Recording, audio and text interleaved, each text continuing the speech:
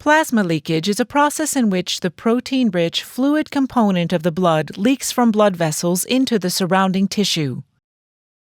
Plasma leakage is the most serious complication that distinguishes dengue from severe dengue. For some dengue patients, as fever begins to disappear, severe dengue will develop.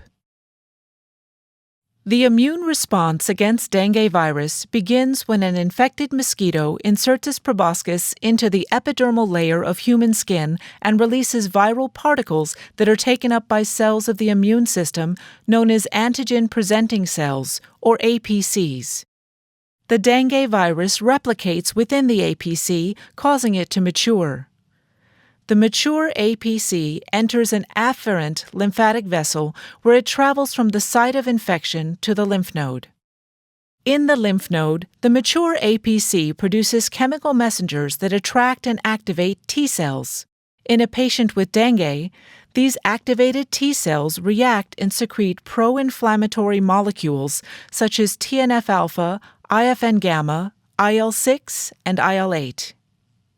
In a patient with severe dengue, the production of pro-inflammatory molecules is significantly higher than in a patient with dengue.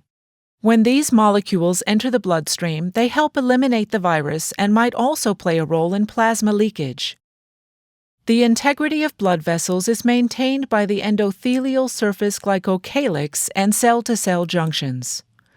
The glycocalyx is a network of proteoglycans and glycoproteins that projects from the surface of endothelial cells and acts as the primary barrier against leakage of proteins and fluid across the vascular wall. The mechanism causing increased vascular permeability during severe dengue is not clearly understood, but there is evidence suggesting that reactive oxygen species, enzymes, and pro-inflammatory molecules start to break down the glycocalyx layer, allowing plasma to reach the underlying intercellular junctions and leak out into the tissues.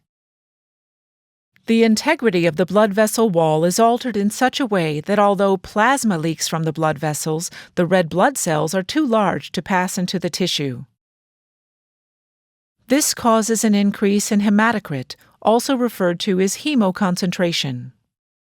A patient will show a progressive increase in hematocrit level beginning 3 to 4 days after fever onset.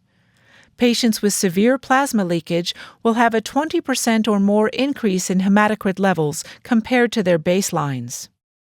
Severe plasma leakage can result in hypovolemic shock. Plasma leakage can also cause pleural effusions and ascites, which can result in respiratory problems. Isotonic intravenous fluids and colloids are administered to replace plasma, but the amount must be carefully monitored. Vital signs, fluid intake and output, and hematocrit levels must be recorded. Excessive IV fluid therapy can lead to pulmonary edema and respiratory failure. Patients can improve rapidly over 1 to 2 hours if resuscitated properly. However, care must be taken as leakage continues for 24 to 48 hours, during which time the patient may have several episodes of shock and look relatively well in between.